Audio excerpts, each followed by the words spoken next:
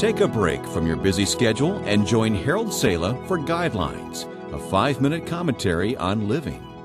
My friend Wayne Peterson used to sign his letters and emails with the words, "Focus forward, no more."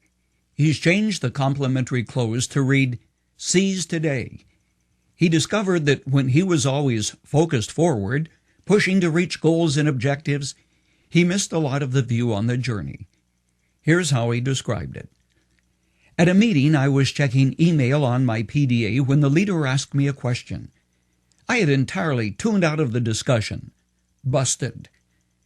My administrative assistant was telling me something important as I thumbed through a growing pile of papers on my desk. She called me on it.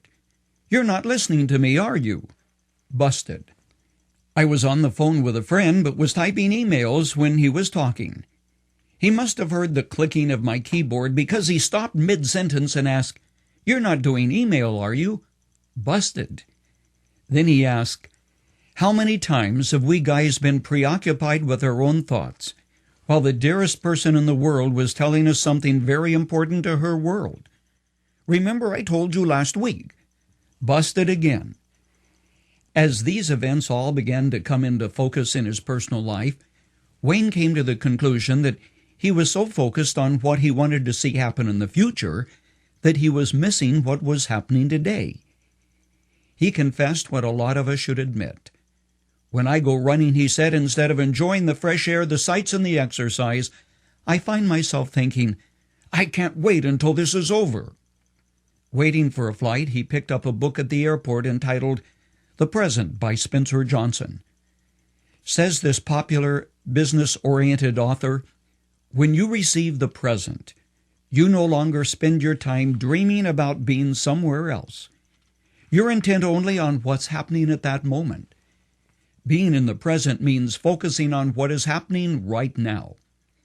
And when all of this came together, Wayne began to realize it was time to make some personal adjustments and change his focus from forward to today.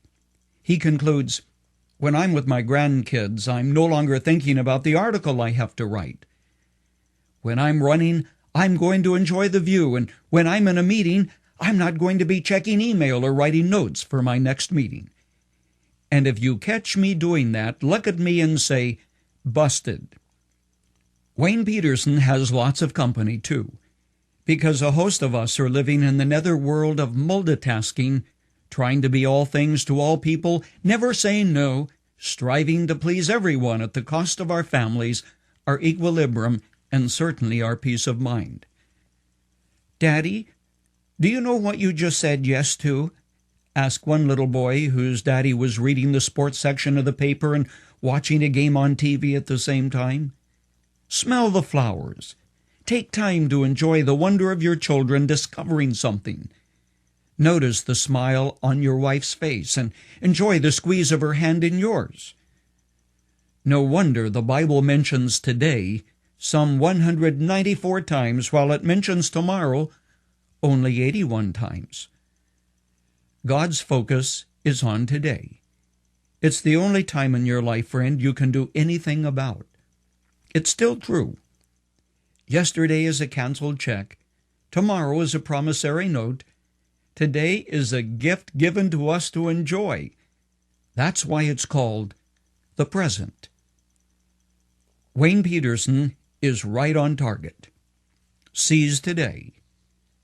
Jesus said, "Don't worry about tomorrow. Today has enough problems of its own."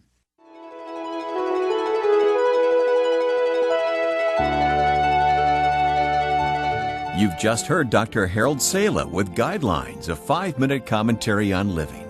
If you would like to listen to the program again, download a copy, subscribe to our e-commentary, or view other resources, visit guidelines.org. We would like to hear from you, too.